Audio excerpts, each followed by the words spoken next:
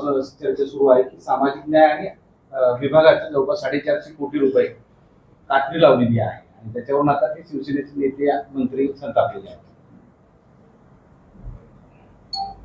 महाराष्ट्राचा ज्यावेळी अर्थसंकल्प यावेळी मांडला त्यावेळी मी विधानसभेत देखील सांगितलं होतं आणि मागच्या वर्षी पण आणि चालू अर्थसंकल्पात देखील जे आपण नियमाने कायद्याने सामाजिक न्याय खात्याला आणि आदिवासी विभागाला पैसे दिले पाहिजे आणि ते खर्च झाले पाहिजे तसे ते खर्च झालेले नाही. देण्याचे काम कागदावर करताना देखील त्यात काही कात्री लावण्यात आली आणि त्यामुळं या दोन्ही खात्यावर अन्याय प्रचंड मोठ्या प्रमाणात मागच्या वर्षी झाला, यावर्षी होईल असं दिसतंय. सरकारची अवस्था काही आर्थिकदृष्ट्या चांगली आहे असं दिसत नाही. बघूया आता पुढे काय. मुळात संजय शिरसाट जे मंत्री आहेत त्या खात्याचे ते म्हणतात जर मग निधी नसेल तर एक खातं तरी कशाला बंद करा, खतखत बाहेर पडले त्यांनी.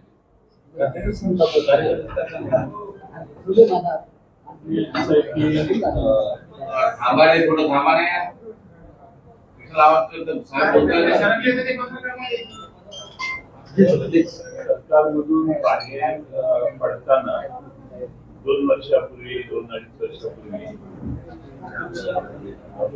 या सर्वांनी त्यांच्या नावाने शंख केला आणि तिकडे जाऊन नवं सरकार स्थापन केलं.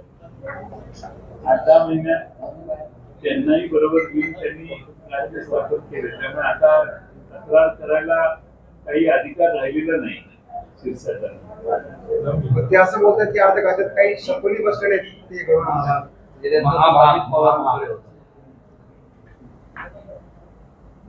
एका सरकारमध्ये काम करणारे मंत्री एकमेकांच्या बद्दल असं बोलत असतील तर ते मुख्यमंत्र्यांनी त्याची नोंद घेतली पाहिजे. बाकी आम्ही काय बोलतो नाही, पण 2.5-3 वर्षापूर्वी ज्या भूमिकेतून सत्तेतून बाहेर पडले, वेगळ्या पद्धतीने सत्ता स्थापन केली, आता त्याच भूमिकेत सध्या आपले विचार मांडतायत. म्हणजे आज भूमिका आहे तर तुमचा सल्ला काय त्यांना? उद्धव ठाकरे साहेबांच्या पासून बाहेर जाताना त्यांनी ते कारण एक सांगितलं आणि नंतर वर्षभरात त्या कारणाला खिशात घालून 2 पक्षाच्या 3 पक्षाचं सरकार झालं. त्यामुळे हा काही नवीन प्रश्न नाहीये त्यांच्यासमोर. हा मागच्या वर्षी निवडणुकीच्या आधी वर्षभरापासून चालू असणारा प्रश्न आहे. त्यामुळे आता असा तक्रार करायला त्यांना काही अधिकार आहे असं मला वाटतं. तुमचा सल्ला काय असेल? त्यावेळेस ती बाहेर पडली, आता काय करावं? काय सल्ला? सल्ला देऊन ऐकणाऱ्याला सल्ला द्यायचा असतो.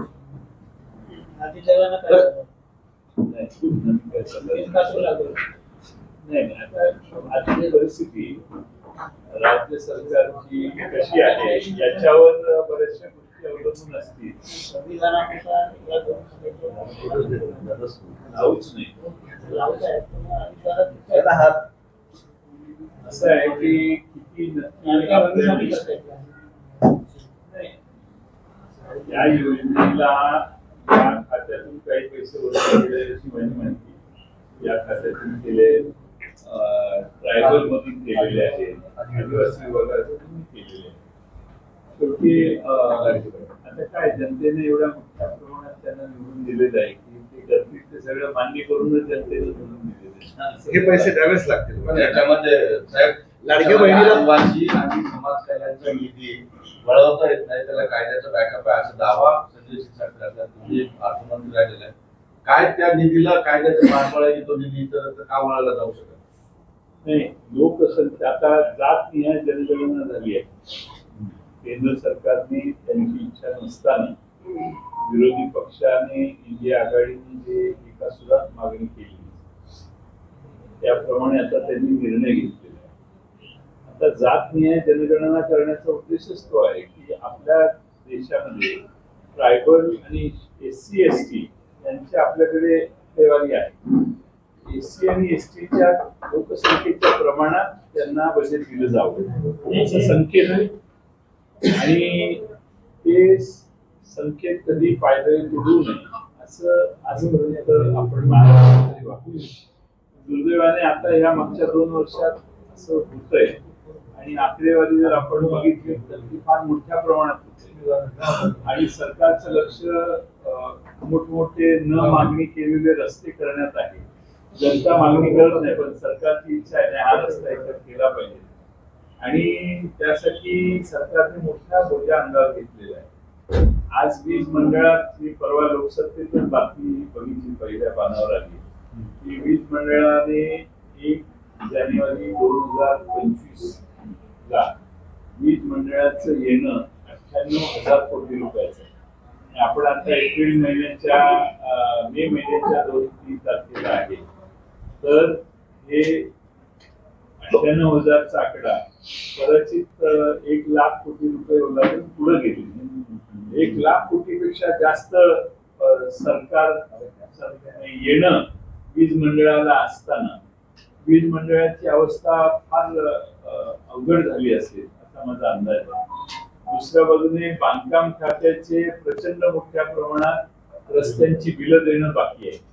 बांधकाम खात्याला काही 1,000 कोटी रुपये, 2-3 हजार 5,000 नाही, 18-20,000 कोटी रुपये मला वाटतं दिले तरी ती बांधकाम खात्याची कामं केलेली बिलं देऊन होणार नाही.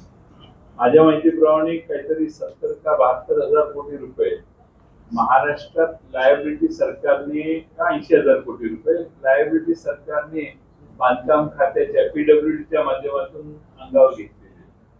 त्यामुळं या सगळ्या कमिटमेंट झालेल्या आहेत. कुठे टेंडर काढून वर्क ऑर्डर दिलेली आहे. नाही, जिल्ह्यामध्ये जिल्हा राष्ट्रवादी काँग्रेस शरदचंद्र पवार पक्षाची बैठक जिल्ह्यातल्या सगळ्या कार्यकर्त्यांची आता झाली. 4 नंतर शहर राष्ट्रवादी काँग्रेसच्या कार्यकारिणीची देखील बैठक होणार आहे. संध्याकाळी आमचे सहकारी आहेत, आमचे चंद्रकांत दानवे यांच्या चिरंजीवांचं एक लग्न आहे, ते झाल्यानंतर मी परत जाणार आहे. आमच्या जिल्हा राष्ट्रवादी काँग्रेसची अतिशय चांगली बैठक झाली. सकाळी मला अचानक नगरला संग्राम जगताप आमदार यांच्या वडिलांचं निधन झालेलं आहे, तिथं जाऊन यावं लागलं म्हणून थोडा बैठक सुरू व्हायला वेळ झाला. आपल्या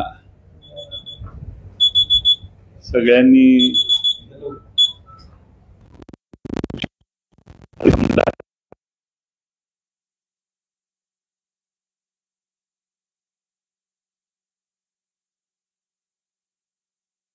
प्रभारी म्हणून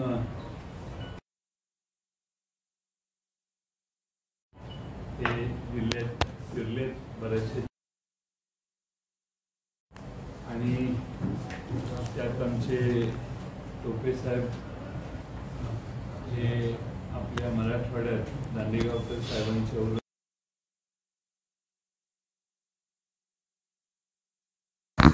देशमध्ये सुनील भुसारा आणि रोहित पवार खानदेशची जबाबदारी त्यांच्या दिली. शोधून पाटील आणि शशिकांत शिंदे यांच्या पश्चिम महाराष्ट्रावर दिली आहे. जितेंद्र आव्हाड यांच्या कोकणाची दिली आहे. सुरुवाती अनिल देशमुख आणि शिंदे साहेबांच्यावर दिलेली आहे. सगळ्या जिल्ह्यातून